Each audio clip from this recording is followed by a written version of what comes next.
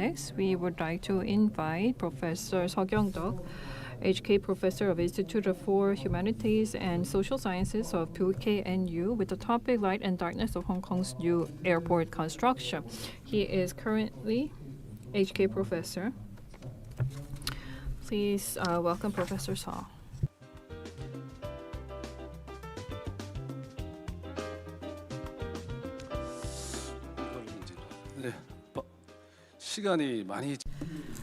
I believe we are quite behind our time, and we are going to have a break soon, so I'm going to keep it brief so that we can have enough break. As you may well know, I am not an expert regarding airports. And when we talk about a new airport, we are taking on a lens of humanities. So from humanities perspective, how can we pursue coexistence, conservation? So I looked into the case of Hong Kong. And starting my presentation, well, Hong Kong is a unique place, and it's not really same as Busan. So in developing an airport, what would be the focus of development? Well, as we build structures in the ocean, we can think about the problems that might arise from the structure in the ocean, and we also have to think about the characteristics of this particular region. So this is the map of Hong Kong, and the right-hand side shows the Guangdong province. Hong Kong, as we know, it doesn't have a long history. So fishermen, pirates, they live on the island, and this is the Hong Kong Island and the Kowloon Peninsula, which was ceded to Great Britain, and then we have the new territories. So the Hong Kong International Airport that we're talking about is on the Lantau Island. If you're interested in Hong Kong, then you would know, well, the Hong Kong that we know is the Hong Kong Island and Kowloon Peninsula.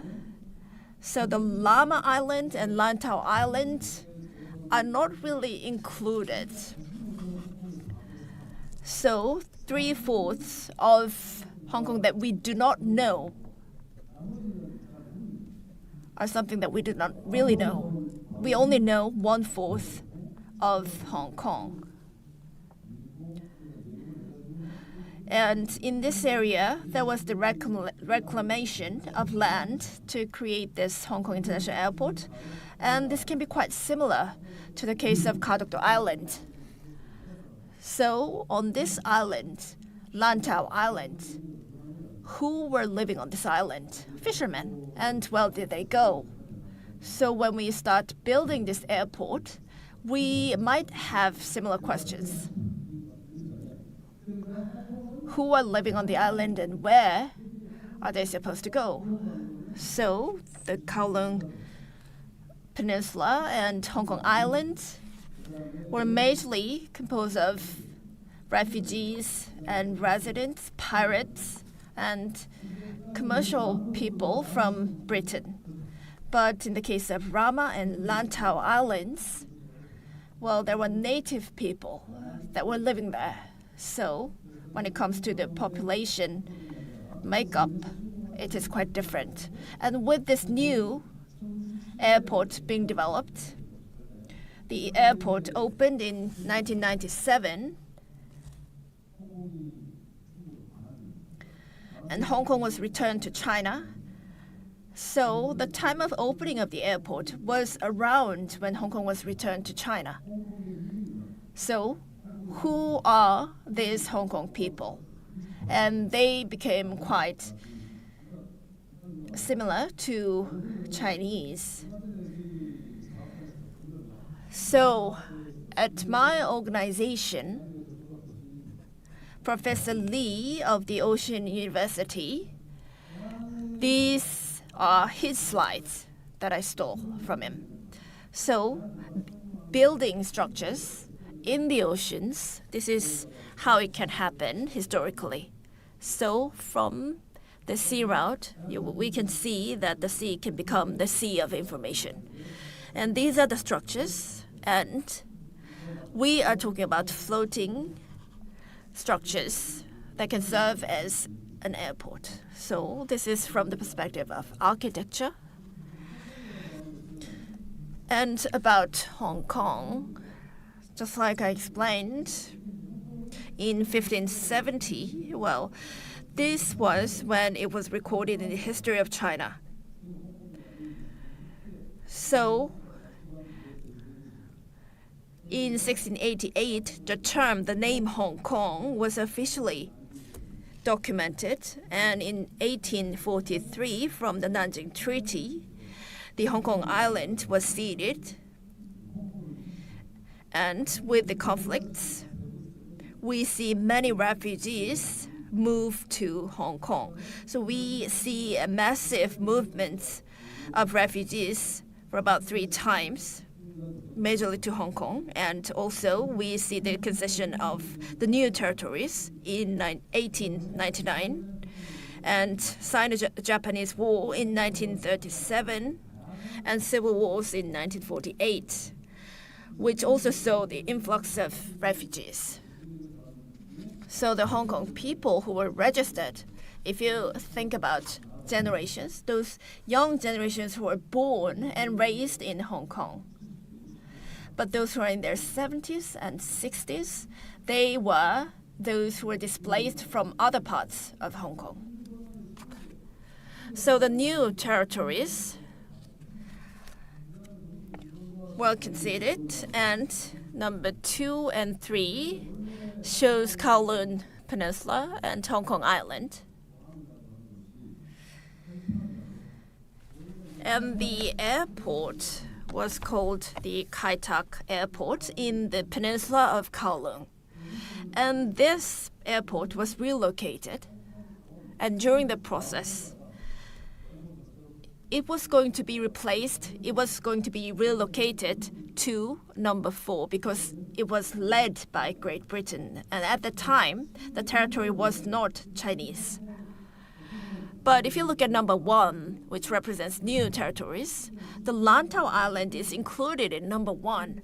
So it was supposed to be returned to China. So Great Britain did not have consideration for Lantau Island.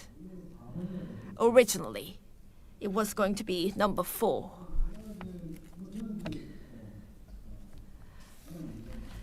And as I study literature, I'm very much interested in Hong Kong and Hong Kong stories. So there were about 20,000 pirates that were there after the Opium Wars when the territory was ceded to Great Britain. And also there was the influx of the 1 million people around 1949. So Hong Kong saw the development of capitalism, and also it was a colony of Great Britain. These are 2 characteristics. And before it was returned to China, well, not many people was interested in Hong Kong or identity about Hong Kong. So it was more about, there were majorly pirates or merchants and so on. So in 1997, when it was returned to China, it was more of an adolescent Hong Kong starting to think about its identity.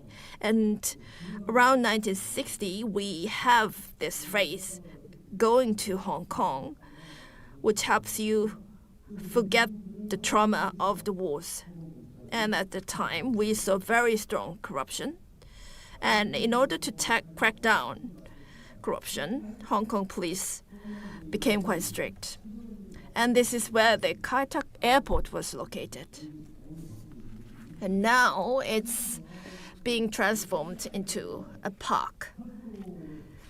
So you can see that the runway is quite dangerous for an airplane. Well, even though luckily we didn't have many accidents, but anyway, this is what the runway looks like. So there was an opinion, an argument that they need to relocate the airport. So if you look at the photo, the airplane is flying very low, close to buildings. So there was this professor, Yu Ju-bung. He was one of the airport committee, and he wrote this book titled From Kai-tak to Cheplakok. And from this book, you can see the history of airports in Hong Kong. And in volume 2 of his book, you can see many photos and see collective memories of Hong Kong airports. So this shows how reactive this was. That was in 2014. And when we talk about the possible development of the Kadok, the new airport, we have to be cautious and be preemptive instead of being reactive. We have to have full discussions around possible issues. So this is what we can learn from the case of Hong Kong, because it was more reactive than preemptive. And since 1960s, why do we see maritime airports? That's because of industrialization. We see more transportation, movement of people, and increased logistics. So in the case of Kansai and Incheon, we saw that we're seeing more maritime airports. So if you look at the Lantau Island, I already talked about this particular island. And as you can see from this map around this area, we created this artificial island, and we see this Chongqing. And the Hong Kong government announced this plan, but it didn't really think about, or it didn't really mention the repercussions this might have. When we talk about Kadok, the new airport, this is something we might need to bear in mind. And with the development of this new airport, well, all these old villages were destroyed with the development of the new airport in Hong Kong. And where did they move to?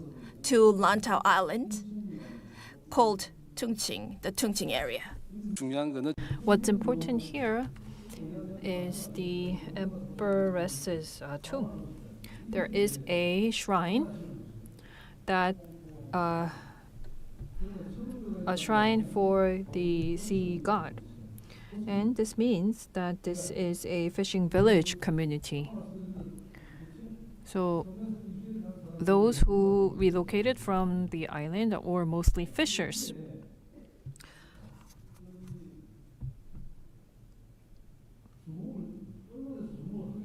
The media started paying attention in 1997. As the international airport was built in Hong Kong, the TV media interviewed how the villagers were forced to move and what happened to the villagers. And there were many interviews featured on TV about how they were forced to move and they lost their home. And as you saw on the map, right across from Tongchung, is a new city that was developed for the relocated villagers. But this process was very complex, and people have different memories of how it happened. The town where Cheplakok was built, plus the people from Tongchung who moved. Mawan village was newly built. And with this mixture of indigenous and non-indigenous people, I want to say that yes, Tongchung was built, but also the homes that these people used to live were centered around the fishing culture and the cultural heritage. And since the year 1997, people need to remember that culture that was intact. Some villagers did this very well and documented the culture and heritage along with the government and authorities, and they were able to receive large amounts of compensation. But those who failed to do so didn't really receive much of compensation. According to some folk study researchers, I saw some relevant document. And I think this same logic applies to us. And as I said, why did I speak about Hong Kong and Hong Kong people? When the people of Hong Kong speak about their identity, the issue of historical memory and cultural heritage and the identity of the people of Hong Kong after it was determined that Hong Kong would be returned to China keeps coming up.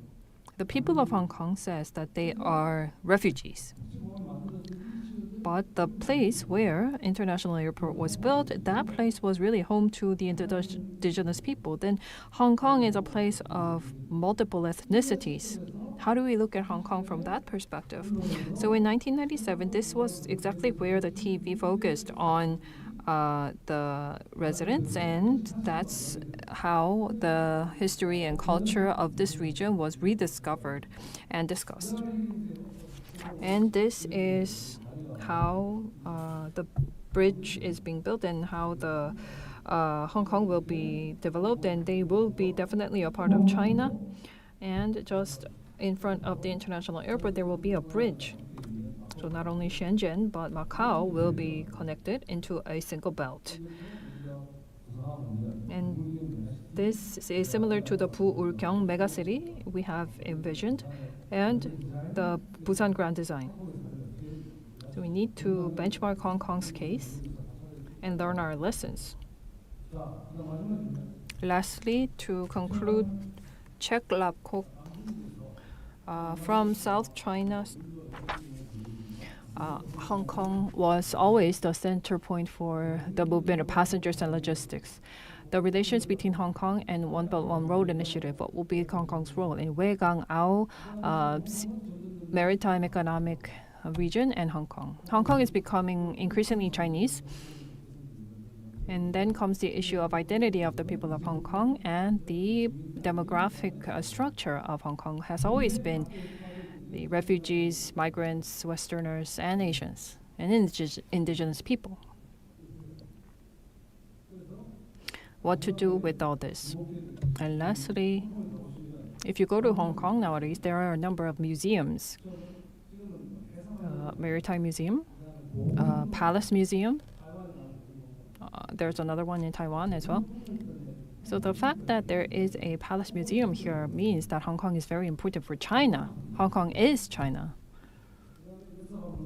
History Museum. Is there a history of Hong Kong? Well, they built a museum of history, but there's really no substance there. And there's the Cultural Museum. So what does all this mean? Indigenous people in Cheklapkok, are their stories here? How are their stories recorded and preserved? That's why I need to go to Hong Kong. Thank you.